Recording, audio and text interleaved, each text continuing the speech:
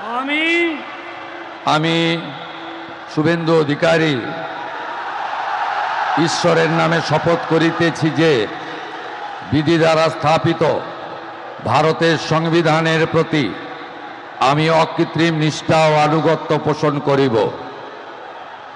আমি ভারতের সার্বভৌমত্ব ও অখণ্ডতা রক্ষা করিব।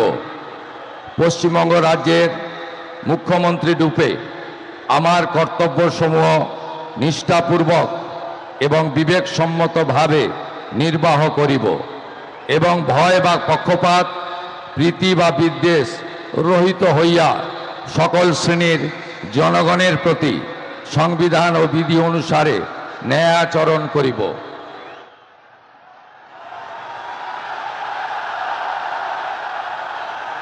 আমি